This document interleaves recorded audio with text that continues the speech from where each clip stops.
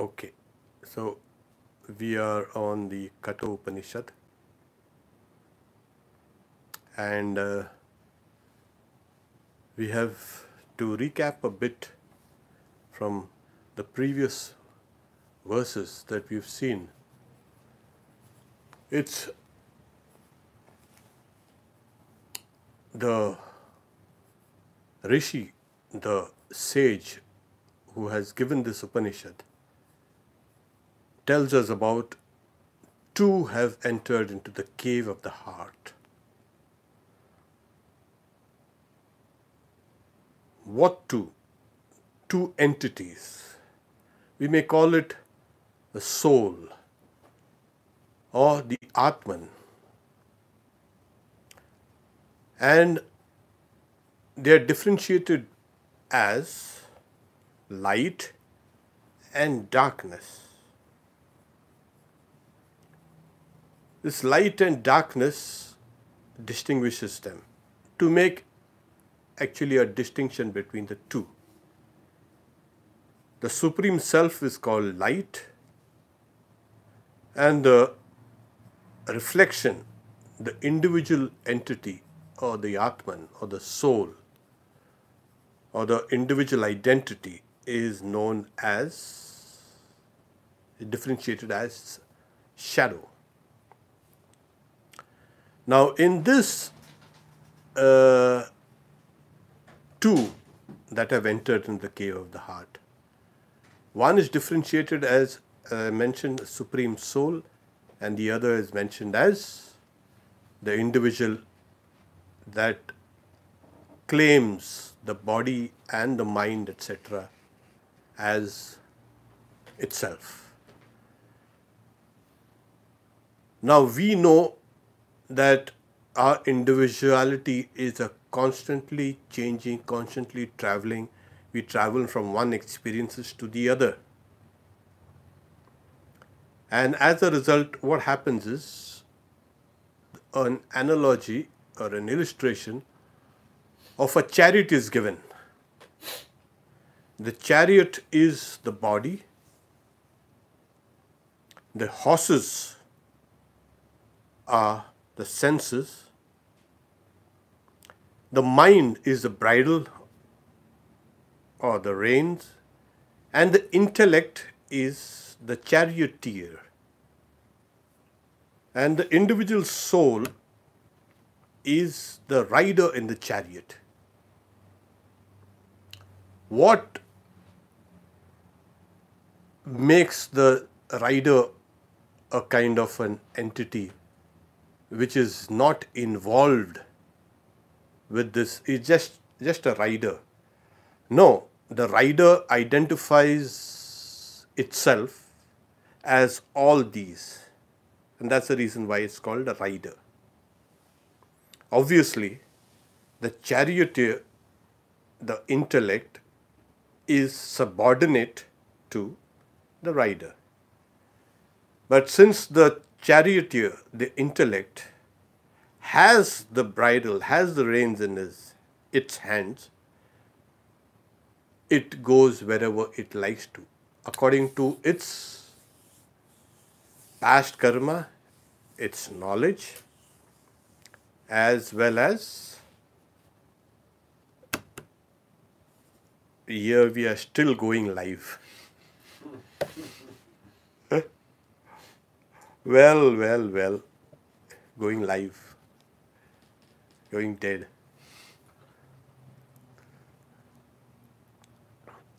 Now, what happens is, in this case,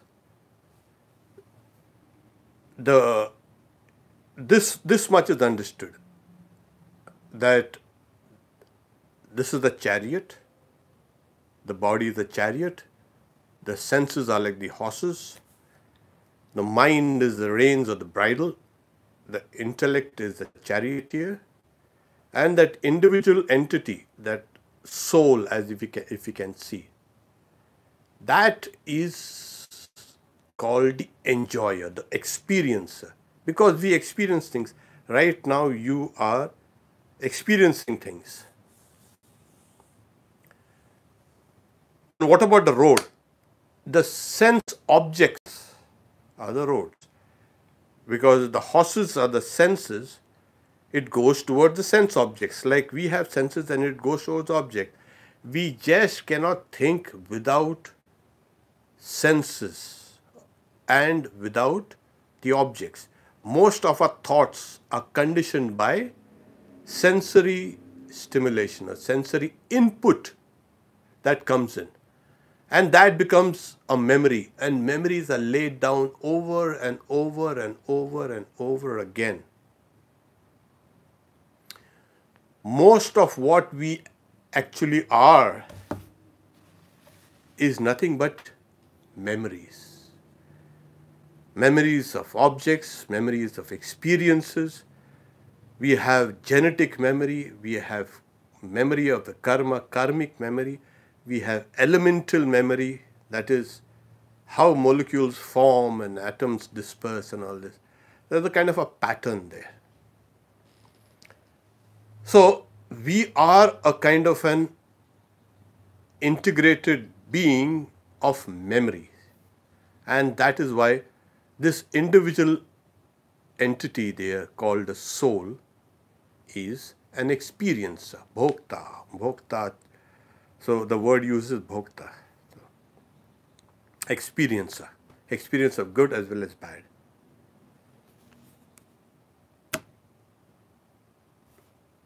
Could you just see what's actually going wrong with this? It's talking about going live and... We can try reset it. Yeah. Maybe you can take it. Yeah.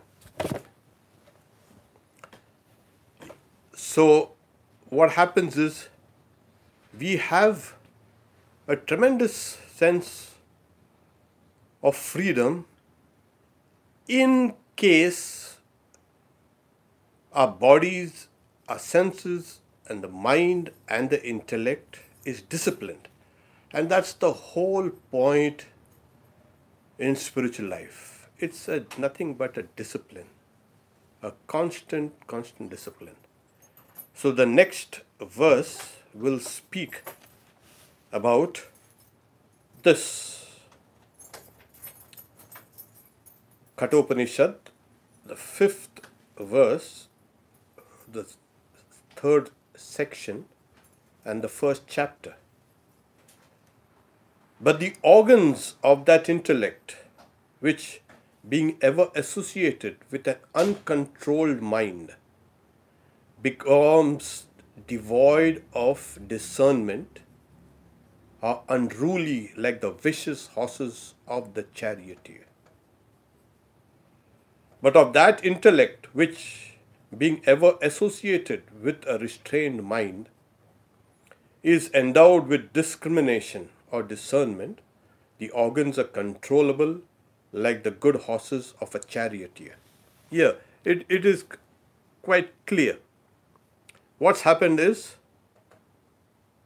I'll read the 5th as well as the 6th in the original Sanskrit. Yastva vijnanavan bhavati ayuktena manasa sada tasendriyani vashyani dushtasva iva sarate. Yastu vijnanavan bhavati yuktena manasa sada tasendriyani vashyani sadashva iva sarate. So here the message is quite clear. The horses are the senses and the objects of the senses: taste, touch, smell, sight, and all the other things. They drag the senses out, the horses go towards them. Swami Vivekananda gives an illustration. What is easier, to let go the horses or to keep them under control, draw the reins and draw the bridle in. And it is seen, obviously, that controlling the horses needs more strength than letting go. So the person who just lets it go, the horses will do whatever they want because they have not been put under discipline. They have not been kind of channelized. They have not been kind of warned about the dangers. And that is what is actually human life. We have not been kind of told in clear terms what is the path, what is the goal, what do we need to attain. Once this becomes clear, then you can steer the horses on that path. But in case you don't, or the horses are extremely fast, strong, turbulent, and uncontrolled, they are going to go wherever they want to. Imagine you're sitting on a horse or in a chariot or in a stagecoach like the old days.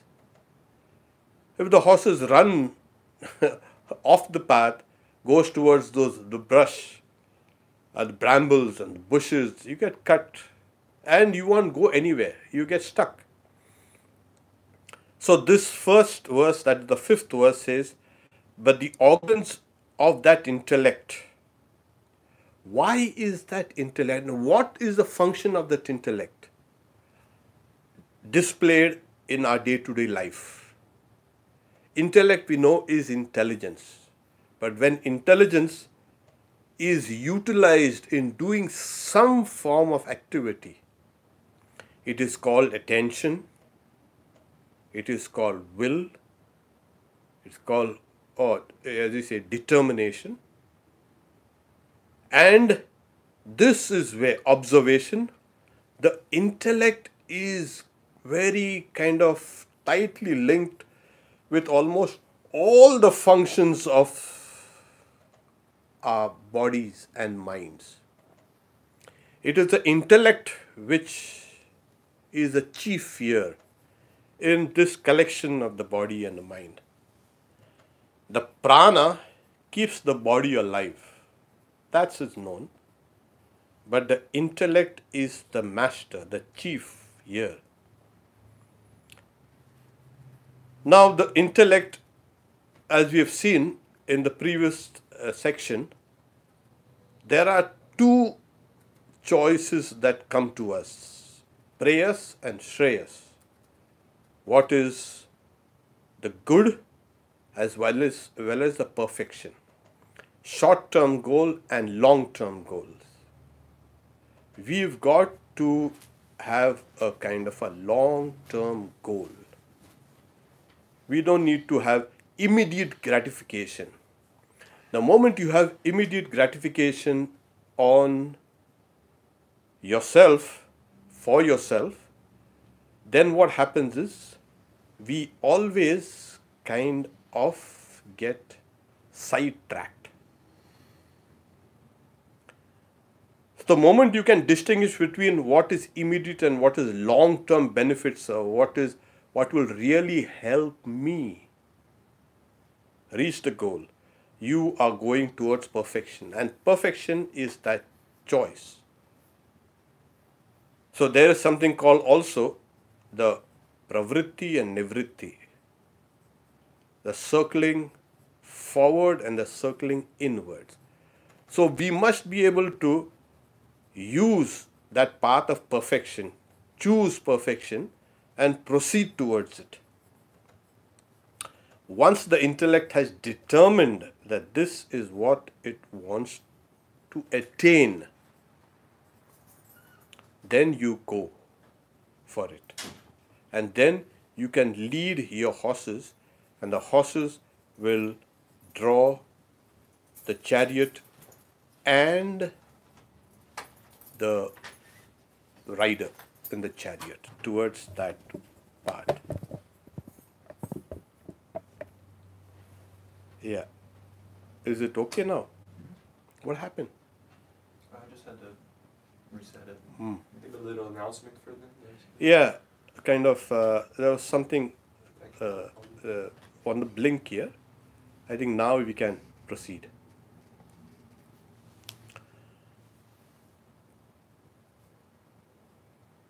So the intellect or the intelligence. What is the first thing that we understand about a person?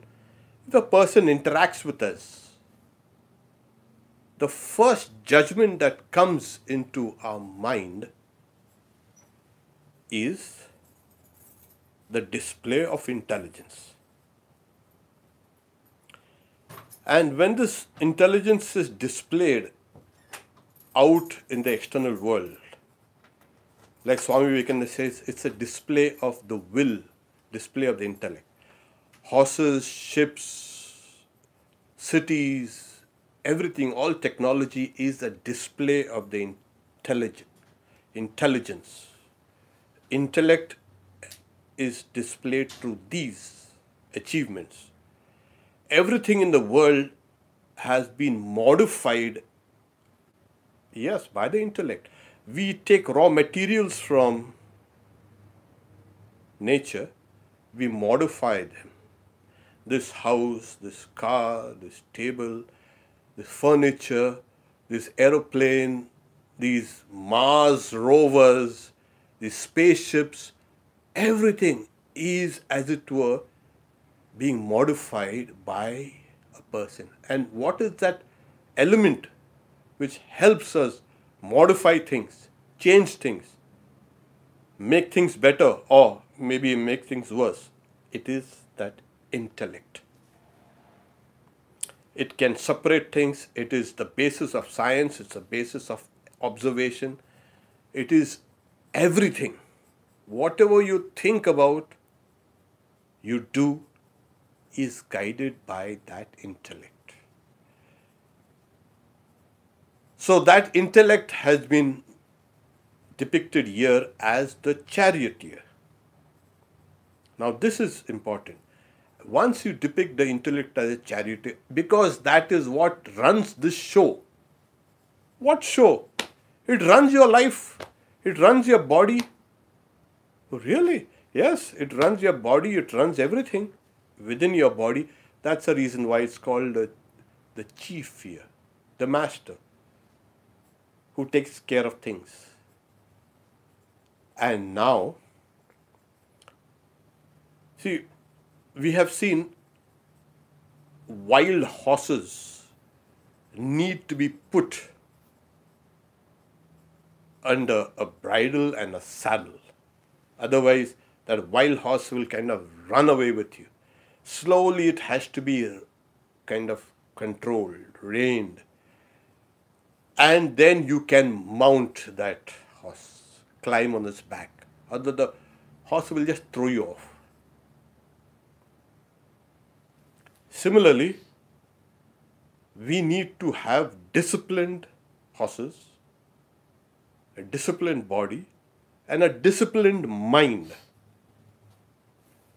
And if it can be done by that charioteer, the intellect, then it leads us to the highest good. In case it doesn't, the mind is uncontrolled. The mind keeps on running about in different directions, in 1,000 directions. The senses are weak, and the only time the senses become strong is when you are trying to feed them. You have a great desire to see a sunset on Sunset Boulevard. Okay. Yeah. And you'll run towards it. Yeah. The mind has decided, let's have a look at it. And it's translated into the action of the horses, and the senses will lead you there. Suppose you say, I'm not bothered about the sunset on Sunset Boulevard. Doesn't matter. What does it matter to me? You stay put here. You tell the senses, the horses. You stay put here. Okay? You now need to get in. So if the horses will drag you because of its past, you can say, habits. But you need now to pull at the bridle, pull at the reins. And the more you pull, the horses will strain at you. And there is a kind of a tug of war. You pull, the horses are pulling, and it is either one of you wins. If you win, well, you're the winner. Well, if you lose, you're a loser. Obviously. Simple like that. As simple as that. Now, what happens is, so here, these two verses, they are taken together, like the previous two verses, third and fourth, fifth and sixth.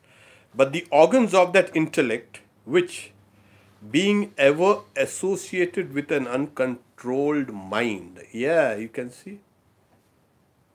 Even Arjuna, he said in the Bhagavad Gita, the mind is uncontrolled, right? Mind is restless. So that entity becomes devoid of discernment. It does not. See, when you have 100 things just plowing through you, entering you, trying to grab your attention flicks from one place to another, one thing to another, one object to another. This constant flickering will not give you that stability that you're supposed to have. You're constantly running through things. And each time something comes in, it impacts you. And very powerfully, it impacts you.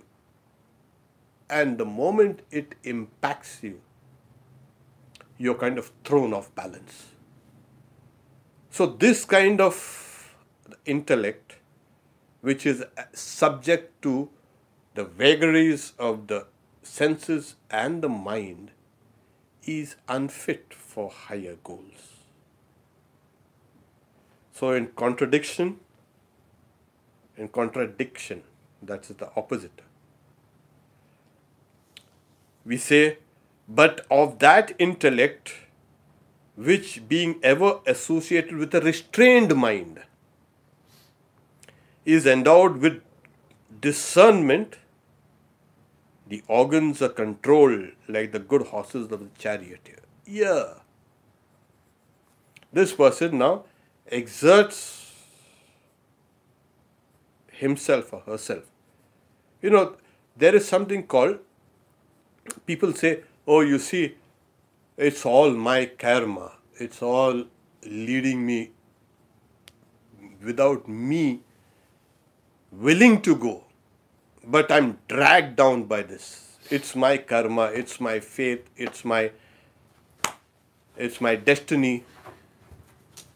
Yes, to a certain extent, Swami Vivekananda says, that's only the lazy, the inactive, the non-industrious will complain of being dragged about by their karma.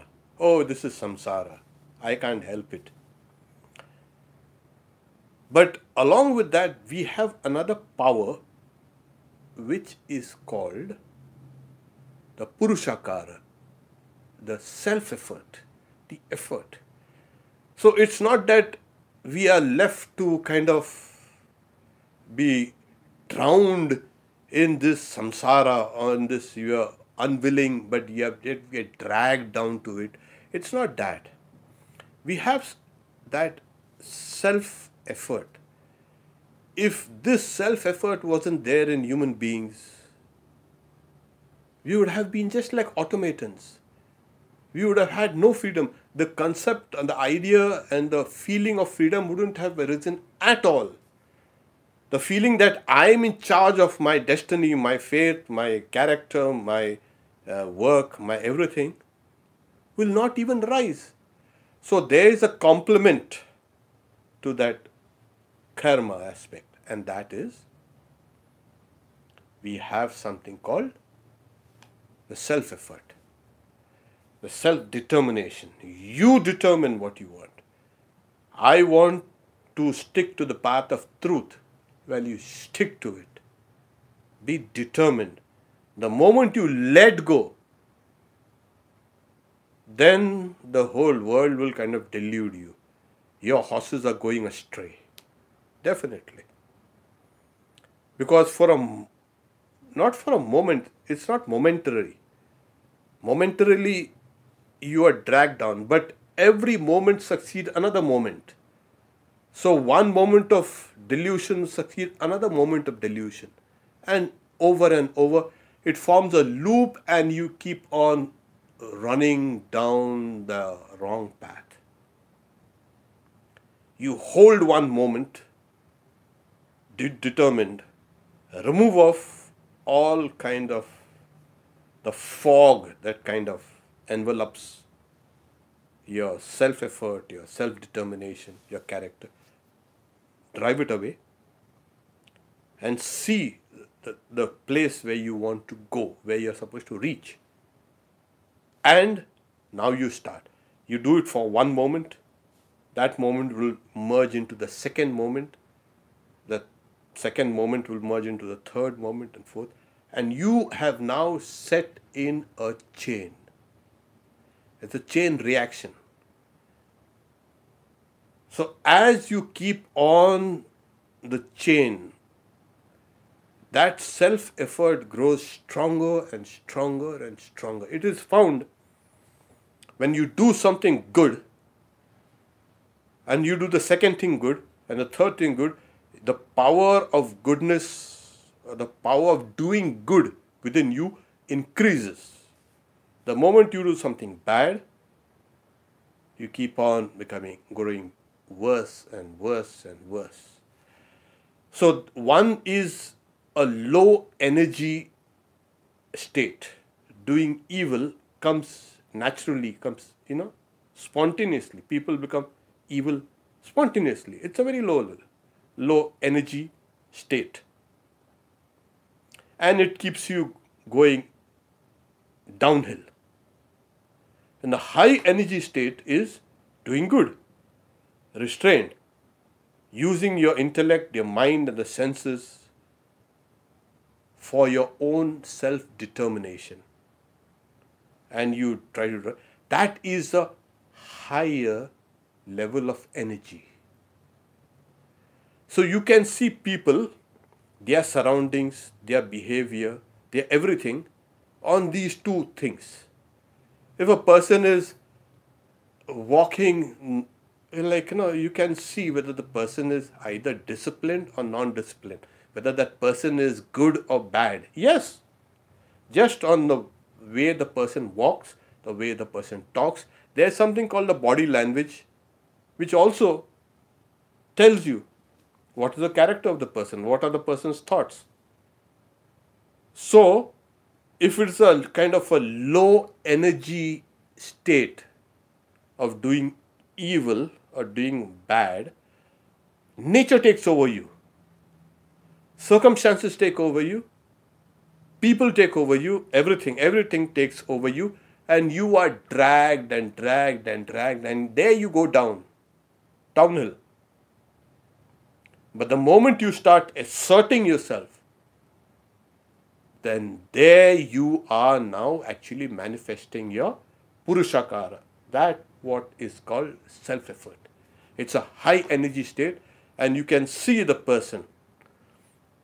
Suppose you take a kind of, just to give an example, an athlete who's preparing for the Olympics, say, see that person, how he walks, talks, he or she walks, talks, behaves, runs, everything, you will see there's a tremendous sense of discipline, a tremendous sense of direction.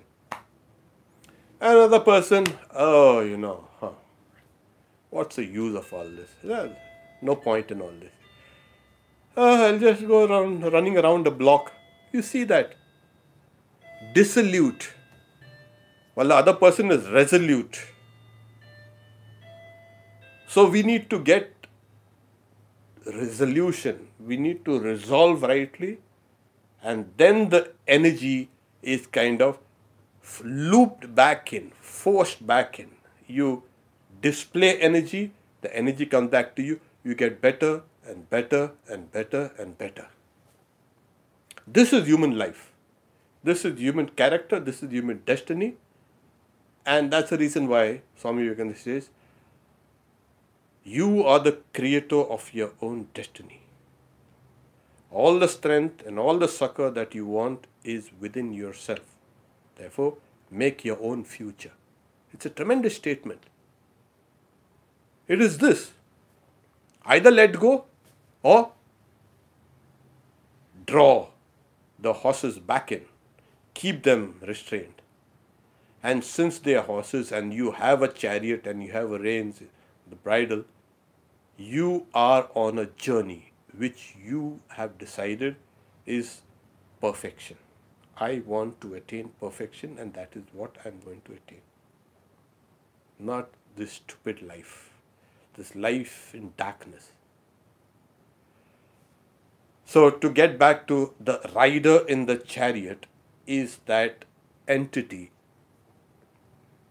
which identifies itself with the intellect, with the mind, with the senses, with the body, with the whole conglomeration. Now this conglomerate acts on that entity which is called the soul, individual soul, or in the jiva. Now the jivatman, as we have mentioned, is likened to shadow. And the Supreme Self is likened to something bright. So, Chaya tapo brahma vido vadanti, is that was said. Like light and darkness. Why is it considered or illustrated as dark? Because it is now identified with something which it shouldn't have been identified at all.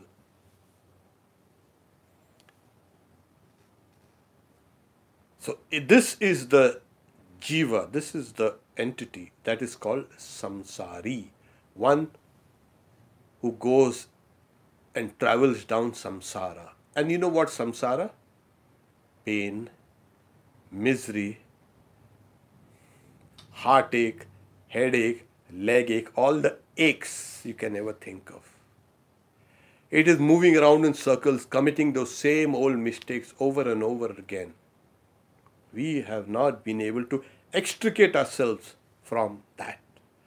Now, once we can do that, you are displaying, as I said, your faculty of discernment. You're using your willpower. You're using your attention. So, all that we have done on this earth is a display of the intellect. This intellect is signified as attention, will, determination, and self-effort. That's effort. Now you draw it away. The moment you keep on doing it, then you are now reorienting the chariot on a different path, away from samsara. And what is away from samsara? Oh, that's the highest state of Vishnu, which we will come down to. So, the 7th verse is of the Katha Upanishad. It is speaking what we have just been discussing. But he, that master of the chariot, does not attain that goal through the intellect, who being associated with a non-discriminating intellect and an uncontrollable mind is ever impure, and it attains a worldly state. Samsaram chadigacchati. But that master of the chariot, however, who is associated with a discriminating intellect, a discerning intellect, a sharp intellect, and being endowed with a controlled mind, is ever pure, attains that goal from which he is not born again. There. Samsara is repeated births, repeated mistakes. And what's a samsara? Oh, you have become free. That's liberation. So these two imageries are shown. One is an uncontrolled chariot, another is a controlled chariot. One has broken the horses, as they say, they've broken the horses, broken the wild energy of that horses and has channelized it into a direction. While the other horses are still unbroken and they are dragging that bridle, the reins, and in India we say lagam. And the intellect is like, hey, suppose you have 4 or 5 horses dragging you. What are you going to do? Well, you're going to be dragged. Now suddenly, after being cut and bruised and falling down hundreds of times, what do? You decide, enough of this rubbish. I'm going to take charge of this place. And you start now exerting yourself. And that is what is spiritual life. In the Yoga Sutras, it's called pratyahara, drawing the senses. As we have seen, the shama and dama in Vedanta. Shama, dama, uparati, titiksha. Controlling the senses, controlling the mind, keeping them inside. Forbearance, kind of a stamina that grows. So people will say, oh, after 5 minutes or 10 minutes of meditation, I get so tired. Really? Then you are not meditating. After 10 minutes of meditation, you should feel energetic. That's a sign of meditation. You should feel composed, you should feel calm, you should feel good. And if it doesn't, then the senses are running along with the mind. And the mind is screaming, hey, hey, let go, stop. And the senses stop when they are tired, when they are hungry, when they are thirsty. They'll stop for a while. Like when we are tired and we are beaten about. And then once again, they are again fed and again they go. And we are constantly being beaten. This is samsara. So this is clear. That master of the chariot, however, who is associated with a discerning intellect, and the intellect discerns what is right and what is wrong. How do we know this? Yes, we know it perfectly well. Everyone knows.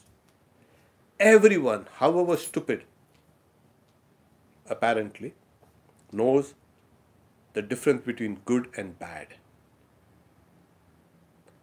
Like Duryodhana, I know what's good, I know what's bad, but I can't avoid doing bad. Crazy. Janami dharmam na chame pravritti, janami adharmam na chame nivritti. I can't avoid. That person had been over the years doing this thing in a kind of a regular way. Now that person can just extricate himself from that. So caught up there. The moment you want to come out of it, he has come out of it. So the intellect discerns, it divides. Vibhakta. It divides. So you have one thing called a table and then you start divide. Yeah, the table has a top and table has legs and table has a stand. Well, what is the table? And then you go down. Well, it is polished, it is flat and the top is flat. And you keep on. You go down to its molecular structure. Oh, it's made of wood. Then the wood is made of molecules and molecules are made of atoms and atoms are made of quarks and wow. What's happening? You are actually separating things in order to understand it. What is the table made of? Wood. You ask again, what is the table made of? Molecules. What is the table made of? Atoms. So your understanding is getting finer and finer and finer and finer. This is actually what the intellect does. And this is what you need to employ. Look at a thing, observe. That is what the intellect does, as I mentioned. It observe things carefully, very, very carefully. No, don't give just a cursory look on things. Oh, yeah, okay, fine. No. Look at it, observe things, and then start separating things. This is this. What happens is you go down to the basic elements of what you see displayed outside. You go, as it were, into the heart of the matter. You go down to the very substructures. And that is what we want to have. You know, if this thing is bad, well, let's see, let's study it. So everything we do has to be studied. Your thoughts, your words, your deed have to be very studied. The moment we can do that, yes, you can see the difference in temperament. Your temperament will change. Your intellect, as it were, later on it will come. Drishyate tva grahya buddhya. That is seen, that Atman is seen through the intellect that is very sharp and pure. What you are doing is you are exercising your intellect. You have a blunt knife, and then you start kind of whetting it, like sharpening it. And as you keep on sharpening and sharpening, now it can cut things. It can cut finer and finer and finer things. The intellect is like that blade, either for sword or for knife or whatever, but you can cut through a blunt instrument. So the intellect becomes sharp. This is where constant observation, constant attention will make that intellect pointed, sharp.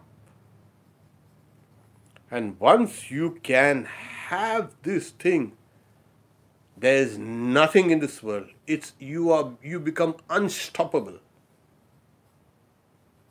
But as we know, this intellect must lead you towards the highest, you can say, perfection, the highest good, not just immediate satisfaction, immediate gratification.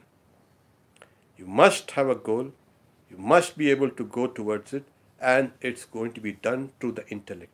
That is why this whole 8, you can say, verses, 9th one also, is just trying to make us understand that the master in the chariot is the intellect, because it is in control of things here, or not in control of things. And the rider in the chariot, that rider is just identified with the whole conglomeration of the body and the mind and the pranas and the senses and the objects also. The objects, as I say, the roads. Objects. So, oh, this is my body. Yeah, we say, yeah, this is my body. That is my tree. That is my car. That is my house. That is my this, my that. You start identifying yourself with even those things which you are not supposed to identify. I've paid for it. I've this. Kings and emperors have come and said, great warriors, this is my country, this is my kingdom, my. Oh my God. And when they pass away, it belongs to someone else. And even when they are alive, oh, when you have something, like Sri Ramakrishna says, a kite is flying about with a fish in its beak, and it's followed by squawking crows. And those crows are just want that fish from that hawk or the kite. Till that kite has that fish in the mouth, you will have hundreds of things around. See, when something you have becomes old or rotten or putrefying, you get flies, you get maggots, You don't have to invite them. They invite themselves. And you see, human life becomes something like this. The moment you start doing something bad, you invite all the stupid, the dirty, the putrefaction, the unwanted things to you. And that is what we generally do. This is mine, that is mine, this is mine. Yeah, you already have this. So the body, you have a body, you identified with the body, and then the body identifies itself with this. This is my possession. The only possession that you can ever have is your consciousness or God or reality.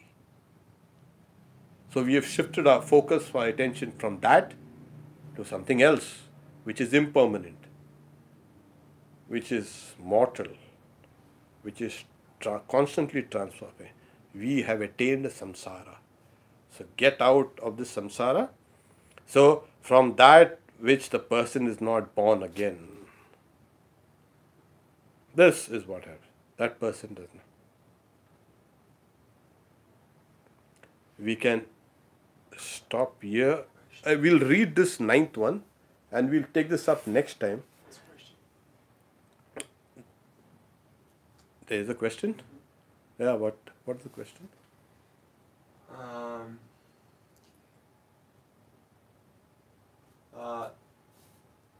How to watch thoughts and do thoughtless meditation, and how to increase concentration at will. Please answer. There's only one way, and it is practice. There is no kind of thoughtless state.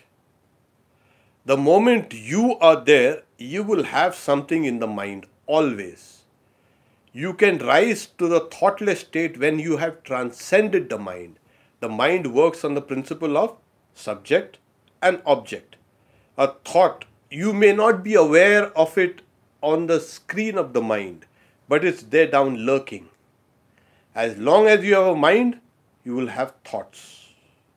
And those thoughts, those memories are in the state of different, you can say, energy levels.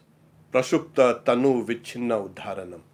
Sleeping or attenuated, or you can say expanded and kind of spread out all over. So the mind is a huge entity.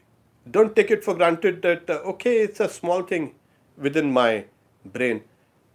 That is all the trouble. So concentration can be attained through constant practice on an object. One object over and over and over and over and over again. Attention? Yeah, you pay attention while you're concentrating on the object. What happens? All the energy is focused towards. Like you've seen water running down the sink. It swirls and runs down into the sink. So similarly, as you keep on concentrating on an object, whether it's a sound symbol, or it's a divine symbol, a sacred symbol, or it's a form of a god or goddess or whatever, you keep on, as it were, the whole mind swirls round it and goes towards it. Now, if in the Buddhistic idea that there is something called a no mind, but you have to transcend the mind then, in that case. Secondly, say, what about the person, the observer? There are two types. The one type, this type I have talked about is upasana. That is meditation on the object. And the other is meditation on oneself. Aham graha upasana. Meditation on oneself. But this meditation on oneself comes after long practice of pratikopasana, objective meditation. Because you do not know where the self is. Where exactly is the self? Where exactly is the observer? You won't know. It's very difficult to find it out. It's like a mirage. So you will constantly run about instead of searching the self, you will be going round and round and round and round. So it's better to start with having an object, concentrating the mind on it, and then turning it back inside.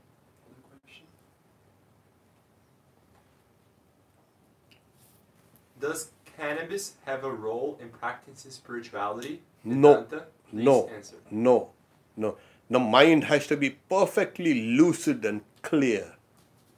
Perfectly. Everything that comes in the mind is intoxicating. You have to detoxify yourself. Every thought is intoxicating, as it were. So the mind, the brain has to be perfectly lucid, perfectly clear. There has to be no other form of chemical. You already have enough of chemicals, the dopamine and all these things in your brain. So you can use that.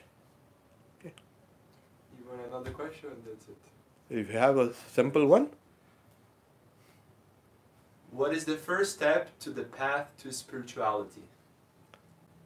unselfishness, in one word. Simple as clear. The moment you are selfish, you are immoral. The moment you are unselfish, you are being moral. And that morality will lead you to higher and higher aspects of spirituality. I'm not talking of morality as don't do this, don't do that, don't do this. You must be able to feel yourself outside yourself. You must be able to expand yourself. All the small things in the life have to be transcended into larger things, bigger things, higher things. And then it becomes spirituality. Spirituality is getting identified with everything, the whole. And the end of all spirituality is to identify yourself with the whole universe. With the whole universe is the goal of spirituality. Okay. Thank you very much. So here we had some problems while we went live. On the other channel. And on the other channel, on the Satyamayana channel. We are sorry for what happened. We don't know. This is technology. We've got to live with technology. On this Vedanta org, of course, we meet again next Wednesday, same time, 10:30, and we'll proceed with the reading of the Katha Upanishad. 7:30 today. Today, 7:30, we have the reading from the Gospel. So 7:30 to 8:30, which in all probability will be taken by me. I'll kind of, yeah. Thank you. Om Shanti Shanti Shanti Harihi Om Tat Sat Shri Ram Krishna Arpanamastu.